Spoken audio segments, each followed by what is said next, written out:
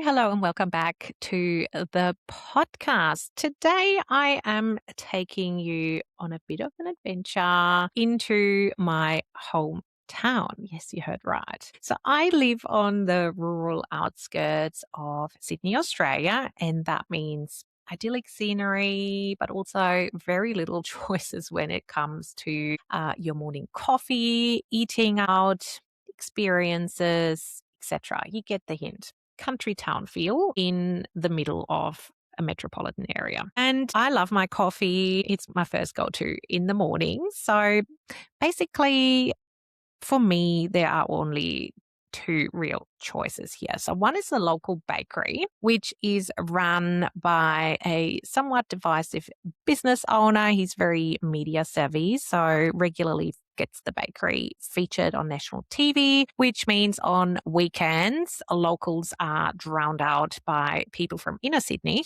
who want to go for a bit of a scenic drive, get out of the big smoke and have a daily adventure. But that also means that most of the time, the locals who pay their bills and are their customers during the week are just regular customers on the weekend. So even though I usually visit several times a week, drop in for baked goods, get my coffee, nobody knows my name, nobody recognizes my face, and nobody knows my order because people don't take notice because they feel like they don't have to, right? They've got a huge audience, a huge profile, and people are coming anyway. So yeah, they just don't see obviously the need to look after their local customers, their regulars. Option two, until recently, because it closed down, I'm so sad, was the coffee shop next door, which is linked to a nursery, as I said, rural Sydney. So there's lots of space here. And the nursery next door to where we live is a destination, again, for weekenders, mostly older people who come to have a look at camellias. So it's a leading nursery for camellias in Sydney. And same thing here. So people make a conscious decision during the week, on weekends, to come to the nursery. They drop into the cafe next door to get their coffee fix, have some lunch, have a great conversation with husband, daughter, etc. The experience there is very different. So as soon as you walk in, you are greeted by first name, frequent, similar amounts of times during the week, but I'm greeted by, hey Nadine, hey Jed, because we used to go every Friday when Jed wasn't at school yet for our baby chino and my morning coffee and potentially a banana bread. But yeah, the owner greeted us by first name. She usually had saved our favorite table for us. She knew that Jed was a baby chino kind of kid. I loved my latte, banana bread, or potentially Vegemite toast for the Aussies here. If you know, you know. So she would just sense check banana bread or Vegemite toast. What is it going to be? But basically, she had your drink order ready before you came. She was expecting you.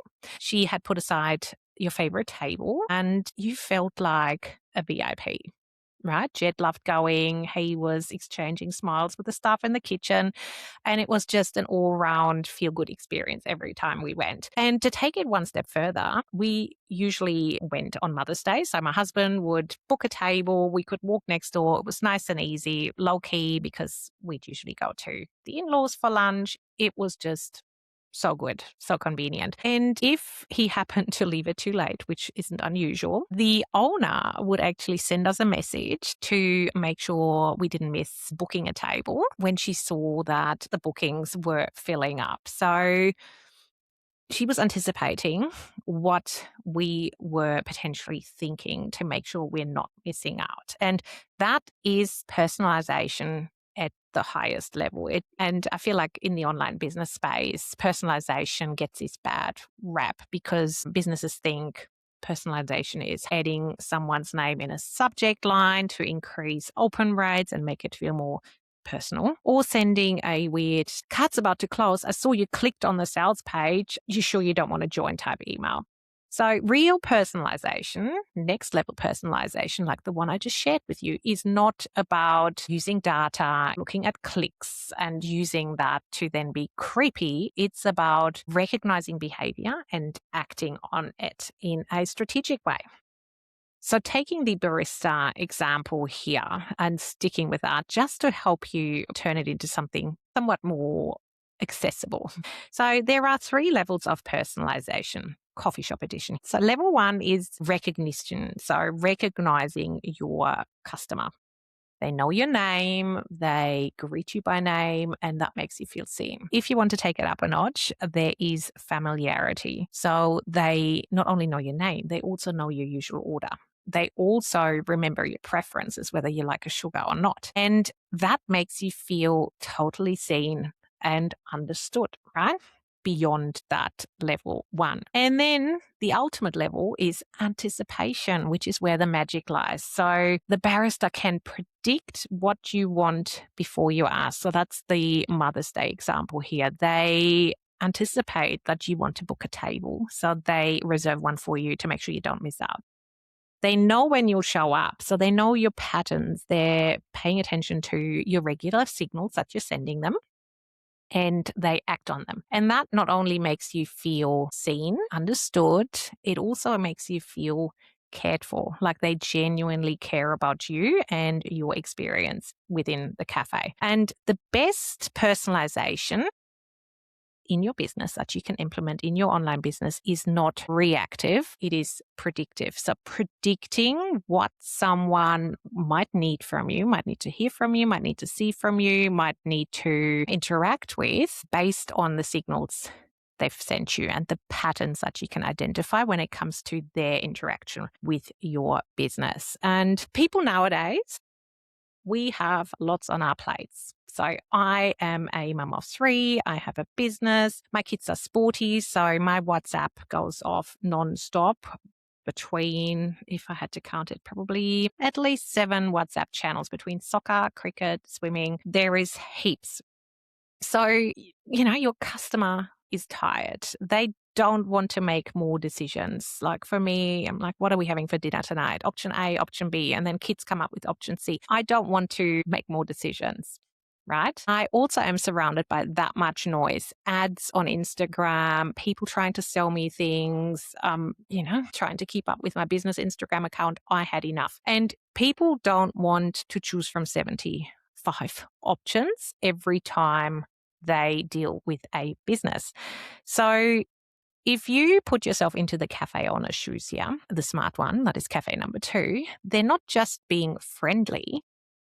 What they are doing is reducing friction. They're making it super easy for you to come to the cafe, have the best time, and leave without having to make decisions, without having to ask for something, without having them fix something that they got wrong. They are taking care of things for you. They are anticipating things. So you can totally relax and know that this is the best experience you can have. The no-brainer choice. If I had to pick Cafe 1 or Cafe 2, I'd always go to Cafe 2. And if you can reduce that friction in your online business, that means, we touched on that in the last episode, you are not losing that momentum. You are helping your customer make an easy decision and give you an easy yes and thumbs up. So personalization, we've touched on it, creates trust. It creates a safety blanket where people feel like they're in the right place and they don't have to second guess whether you have another agenda. It makes them feel like they belong simply because there's an element of understanding again, right? Like you are on the same wavelength and you just get them. And it creates loyalty because if I have a next level experience where everything just feels easy, there's no friction, I'm going to come back for more because I totally and thoroughly enjoyed that first time I came to your cafe or bought from you in the online business space. And most people don't abandon businesses because the product is bad. The coffee in Cafe 1 is perfectly fine. I don't mind it. It's potentially even better than the coffee in Cafe 2, but they make me feel like a number and leave me totally deflated once I have fought my way through the queue to the register to then get attitude from the checkout staff.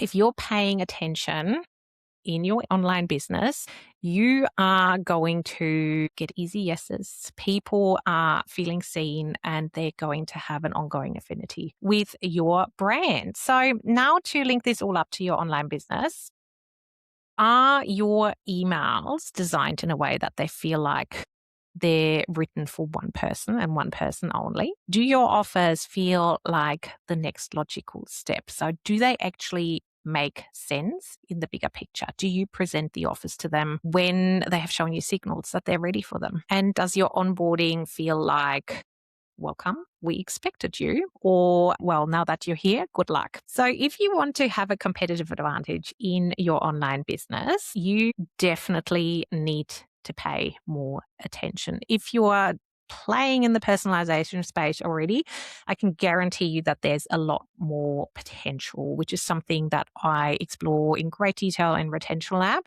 I love going deep. I love looking at signals that your audience is sending you. And with my members, we are strategizing amazing gamification opportunities and behavior-driven funnels. So if that is something you're curious about, definitely check out Retention Lab. It's linked up in the show notes. Another pointer here and a quick word of warning, just because we can doesn't mean we should. Let that sink in, because as tempting as it can be with all the data we have on hand, we don't necessarily have to or should act on those, because that's when personalization feels creepy. So if the way you use personalization feels too much too soon, it's not the right move. If it feels totally automated and cringy, it's not the right move. If it feels like surveillance, like I'm watching you, I know you're clicking, I know you're doing this, not good. And if it's self-serving you, making more sales and pushing people into an agenda, it's also no-go. So personalization that feels good comes from a place of caring for your audience, for their results and for their investment. Because ultimately, again, if someone drops money because they feel pressured, they are not going to buy from you again. And ultimately, in the long run, it is going to hurt your business more than not making that sale. So personalization that is strategic and designed in a feel-good way is based on consent. So you want to ideally collect as much first-party data. So that is data that your customers are providing you with voluntarily, whether that is via sign-up form, click in an email where you're asking them to tell you whether they're a service provider, a course creator, etc. So you can totally have clever ways in your emails to encourage your subscribers to give you that first party data, to volunteer information about themselves that you can then, with consent, use in your funnels, in your marketing, etc. Good personalization also is subtle. So you should not know as a customer that this is based on behavior, on signals that you are sending the business. It needs to feel totally organic, and it needs to make their life easier. Plus, it can totally make your life easier, because if that funnel is totally personalized, chances are people are going to buy more. Right? We established that. Cafe 1, Cafe 2. And personalization needs to be designed in a way that helps them reach their goals. So really personalizing the customer journey and giving them personalized recommendations means they reach their goals quicker, they solve their problem quicker, and they are ultimately going to come back to you to help them fix even more problems.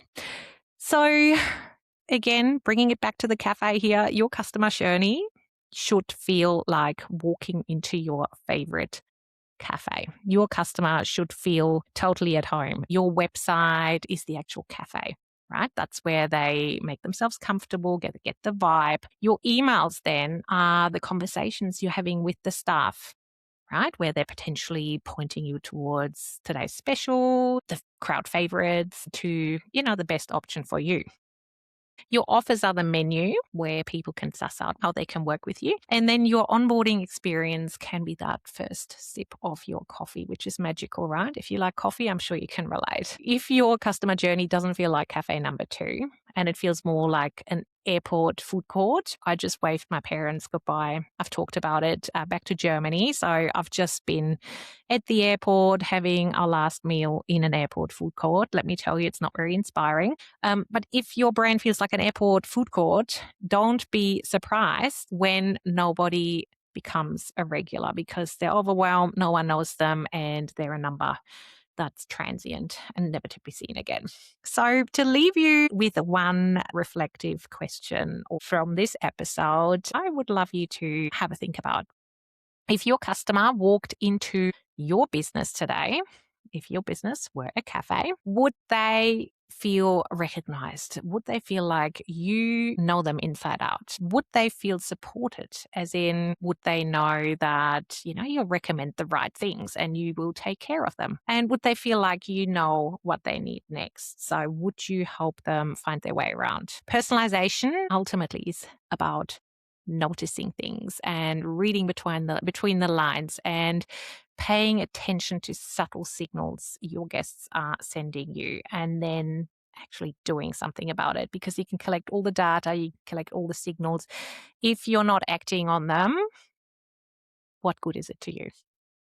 So that's it for today. Bit of a different episode.